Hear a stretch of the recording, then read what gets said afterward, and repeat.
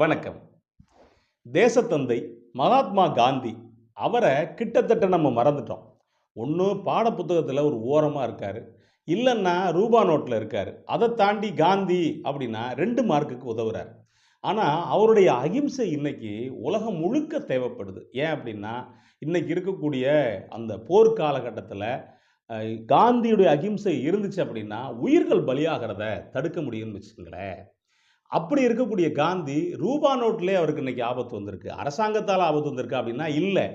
ஒரு சில பேர் சேட்டையில கள்ள நோட்ல அது மாதிரி பண்ணியிருக்காங்க. அத பத்தி தான் பார்க்க போறோம். நாங்க கிண்டலா கூட சொல்றது உண்டு மேடைகள்ல. என்ன அப்படின்னா, ஒரு 4 பேரு ஜெயில்ல மாட்டிக்கிட்டாங்களாம். சிறைக்கு போய்ட்டான். எதுக்கு அப்படின்னா, கள்ள நோட் அடிச்சு மாட்டியிருக்கான். எப்படி மாட்டியிருக்கான் அப்படின்னா, 4 பேரும் கதை பேசிக்கிட்டு இருந்திருக்காய்ங்க. "நீ எப்படி மாப்ள மாட்டுன?" அப்படின்னு கேட்டிருக்கான். "அது ஒண்ணும் இல்ல மாப்ள, நான் கள்ள நோட்டு அடிச்சேன். அடிக்கும்போது ரிசர்வ் பேங்க் ஆஃப் இந்தியான்னு இருந்துச்சு. ரிசர்வ் பேங்க் ஆஃப் இந்தியாவ நம்ம எதுக்கு போட்டுக்கிட்டு? அப்படின்ட்டு எங்க சாமி முனியாண்டி. அதனால முனியாண்டி துணைன்னு அடிச்சேன் மாப்ள, மாட்டிக்கிட்டேன்." அப்படின்ருக்கான். இன்னொருத்தன்ட்ட கேட்டிருக்காய்ங்க, "நீ எப்புட்றா மாட்டுன?" அப்படின்னு. அதுக்கு அவன் சொல்லியிருக்கான், "இந்த கம்பி வரும்ல மாப்ள, அது தேடி தேடி பார்த்தேன். அந்த மாரி கம்பி கிடைக்கல. அதனால தீபாவளி டைமு மத்தாப்பு கம்பி இருந்துச்சு. அத சொருகி விட்டேன் மாப்ள. அதனால மாட்டிக்கிட்டேன்." அப்படின்ருக்கான். இன்னொருத்தன கேட்டிருக்காய்ங்க, "நீ ஏன்டா உம்முன்னு இருக்க? உனக்கு என்னடா பிரச்சனை?" அப்படின்னு. அதுக்கு அவன் சொல்லியிருக்கான், "கவர்னர் கையெழுத்து இருக்குல்ல மாப்ள, போட்டு போட்டு பார்த்தேன். தப்பு தப்பா வந்துச்சு. அப்புறம் என் கையெழுத்த போட்டு விட்டேன். மாட்டிக்கிட்டேன்." அப்படின்னானாம். 4வது ஒருத்தன் வெறிக்க வெறிக்க பார்த்துக்கிட்டு இருந்திருக்கான். அவன்ட்ட கேட்டிருக்காய்ங்க, "நீ ஏன்டா ஒரு மாரியா இருக்க? நீ எப்புட்றா மாட்டுன?" அப்படின்னு. நான் காந்தி படம் இருந்துச்சு மாப்ள. காந்தி படம் எதுக்கு தேவையில்லாம போட்டுக்கிட்டு, நம்ம தானே நோட் அடிக்கிறோம் அப்படின்ட்டு எங்க தாத்தா படத்த போட்டு விட்டேன் மாப்ள. எங்க தாத்தா படத்த போட்டுவிட்டு மாட்டிக்கிட்டேன் அப்படின்ட்டு இருக்கான். இப்படித்தான் ஒரு சில பேரு குஜராத்ல காந்தி படத்துக்கு பதிலு அனுபம் கெர் படத்த போட்டு மாட்டிக்கிட்டாய்ங்க. அது எங்க? காந்தி பிறந்த குஜராத்லயே மாட்டியிருக்கான்.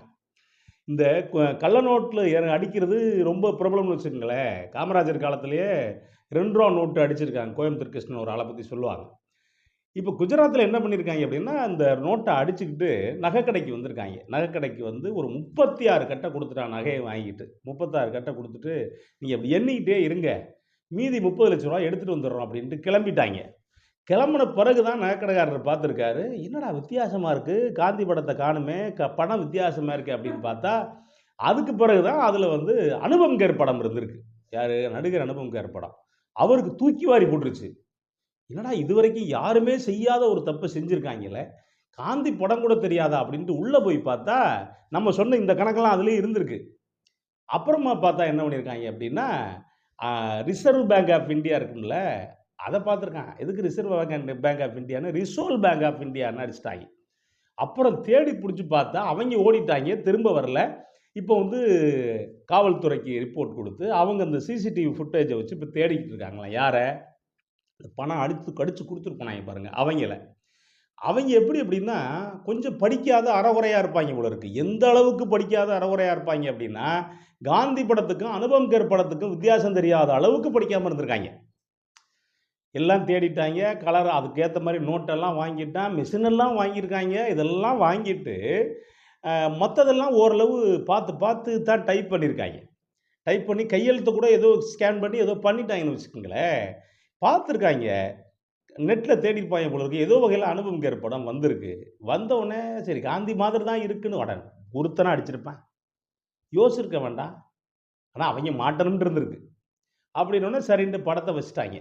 வச்சுட்டு இந்த அரைகுறை படிப்பு இருக்குல்ல, அதனால ரிசர்வ் பேங்க் ஆஃப் இந்தியா அப்படின்னு போட்டு சோலிய முடிச்சு ஒரு பக்கம் குடுத்துட்டு போயிட்டாய்ங்க. இப்ப கடைக்காரருக்கு 26 36 கட்டு நட்டம் கடைக்காரருக்கு. இப்ப போலீஸு டென்ஷன்ல தேடிக்கிட்டு இருக்காங்க. போலீஸ் ஏன் தேடிக்கிட்டு இருக்காங்க? கடுப்புல தேடிக்கிட்டு இருக்காங்க அப்டின்னா, "ஏன்டா உனக்கு ரூ. 500 நோட்ல காந்திக்கும், அனுபவம் கெருக்கு வித்தியாசம் தெரியாதா?" அப்படிங்கிற கடுப்புல தான் ஒரு பக்கம் தேடிக்கிட்டு இருக்காங்க. யோசிச்சு பாருங்களேன். காந்தி பொறந்த குஜராத் மாநிலத்தில, காந்திக்கும் அனுபம் கெருக்கும் வித்தியாசம் தெரியல. அப்ப அந்த அளவுக்கு குஜராத் மாநிலத்தில கல்வி ஒரு பக்கம் இருக்குன்னு வச்சுக்கங்களேன். ஆனா யோசிச்சு பாருங்க. ஒருவேளை இவைங்க நல்லா படிச்சிருந்தாய்ங்க அப்படின்னா, ரொம்ப இந்த நகைக்கடைக்காரரும் அவைங்கள கண்டுபிடிக்கிறது இல்ல.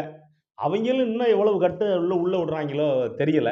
படிக்காததுனால, இப்ப அவைங்க எப்படி மாட்டிக்குவாய்ங்க. யாரு? காந்தி வித்தியாசம் தெரியாம. நல்லா படிச்சவன வச்சுக்கங்களேன், அவன் ஏன் மாட்ட போறான்?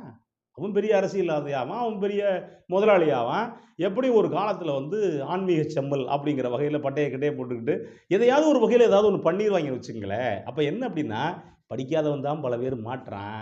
நல்லா படிச்சவன் மாட்டாம பெரிய ஆள் ஆயிர்றான். நன்றி, வணக்கம்.